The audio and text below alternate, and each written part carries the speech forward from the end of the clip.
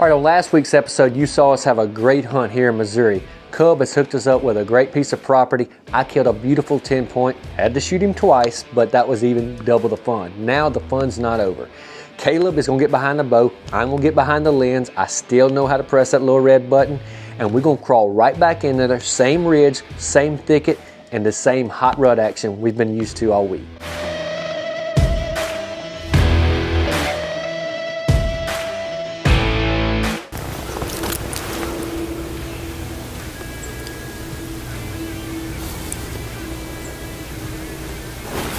That's a good deer. I don't know what deer it is, but that's a good deer. Tell me what's going on. We've just got set up, got in here a little bit late.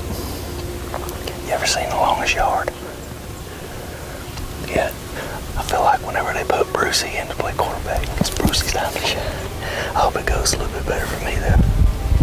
We just got set up and just had a deer run across the other side of the plot and figured it was a doe getting chased. I just saw him through my binos. It was a good deer. I just caught a glimpse of his horns, but he'll be through here in a minute. He'll be through here. Last 3 days, the big 9 that we got on camera yesterday has walked straight through this plot at about 30 yards from where we're sitting. Hopefully today will be the last time he does it. You know, Caleb and I have been working together for a while. Cameraman Caleb was how he started out. He was producing the episodes. He was filming, doing social media content. He quickly realized that he had a passion for real estate like I do. So now he is whatever he calls himself this week. I think he's the Rack Buck Realtor this week. But he is doing a great job. He's having some good years in real estate. And this week, you know, on this episode, getting to go to the Midwest and hunt with him just like we started a couple years ago. It's special to me, and hunting is all about, look, I love killing big deer, but hunting is all about who you do it with. And this week was special because cameraman Caleb and I, we got back together. No, that's him. Yeah, 10-point look like. Yeah, that yellow 10, I think. There's another one back behind him. That's a bigger deer.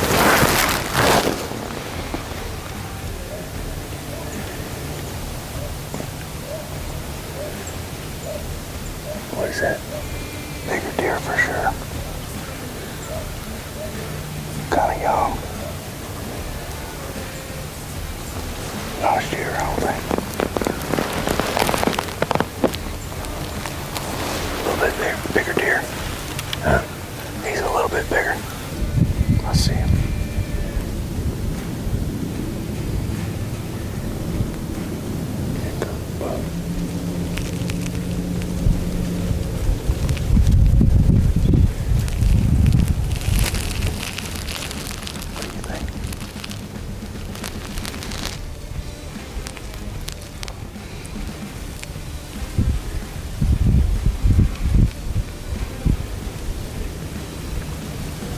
Look, I grew up hunting Louisiana public land.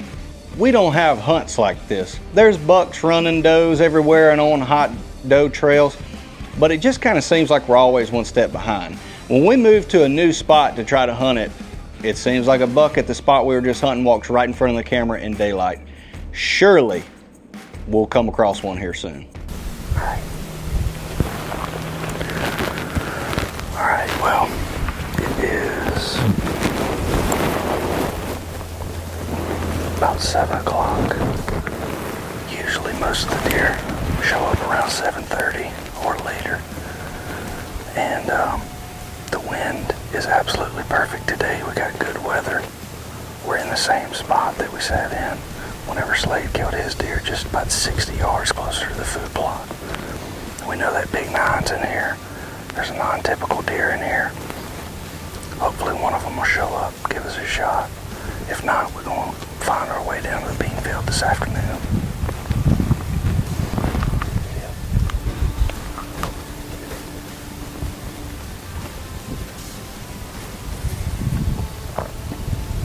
Oh, man.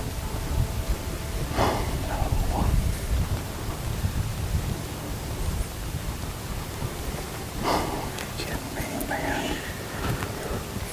They just know.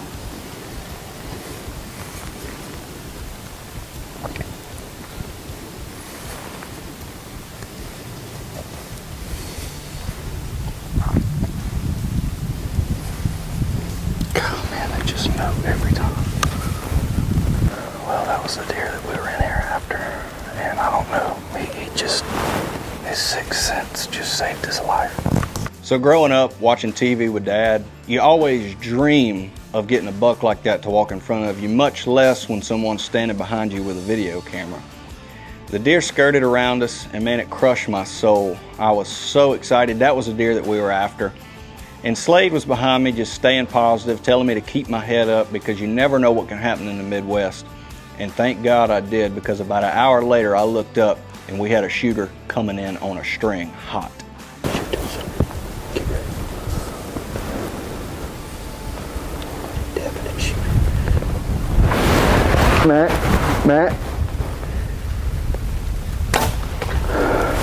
Get him. Made him good. Dude, you just smoked a giant.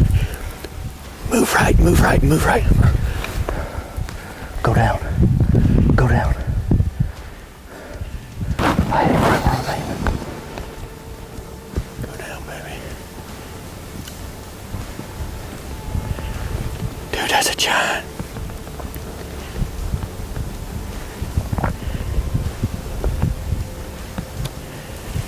That's a hammer.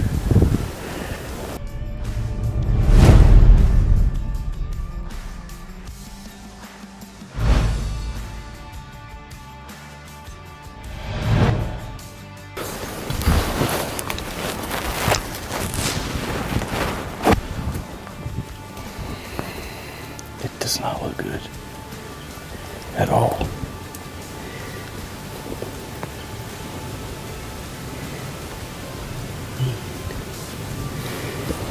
Man, you got a drop of blood on it.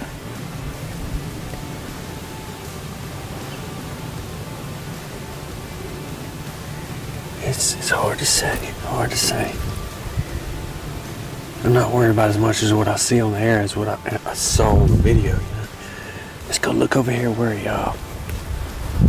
the blood should be. I can't believe it. Oh, heck yeah, Caleb. Look, I see it up there too. Oh, check that. So immediately after the shot, I feel really good about it. I put it right on the bottom of his shoulder, and I know he's quartering to me a little bit, but that Sever Broadhead always performs.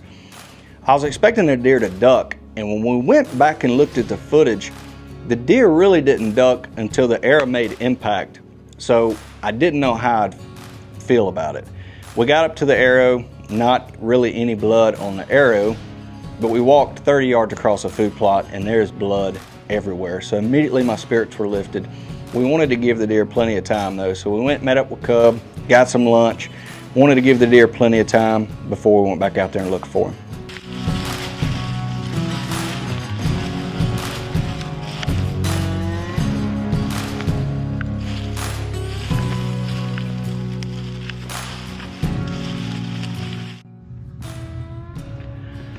Well, we tracked that deer earlier for 3/4 of a mile. Crazy blood. Decided to call a guy in with a thermal drone. It's now been 10 hours since we shot, and I think if he was going to die, he would be dead. I'm not sure that I didn't jump him earlier either, because I did jump a deer, big body deer, looked like a good set of horns, but I just couldn't tell. So we'll see. He said we'll find him for sure, whether he's dead or alive. It looks like he's all right.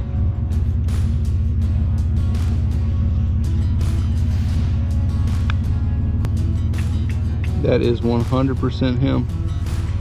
He's licking. See, it's like right above that elbow. That bleeding's got to be just where you cut that brisket, that below that sternum plate wide open. It looks like he's gonna be okay, honestly. What I would do probably is give him a night, but his ears are pinned, but he really doesn't look too terrible. We'll watch him for a little bit, see what he's breathing like and stuff too. That's the next thing that's gonna happen on all this. You're gonna be able to zoom in and it's gonna tell you their vitals. Yeah, get a little x-ray machine on here. There, we can get a little closer at that. Well, it's unfortunate Caleb didn't get his buck. The good news is he's still alive. We found him with the thermal drone, and he's out there walking around probably chasing does today. Now, we had a great week. I killed a big buck. Caleb had the opportunity at a big buck. We had a lot of action, good friends with Cub and Caleb, and just had a blast. Now, the icing on the cake to this week was not only did we get some good hunting, but while we were there, we contracted this 240 acres. And since you've watched this video, we've got the property sold. So a great week of hunting, and the icing on the cake, we got the property sold too, which is what we're all about.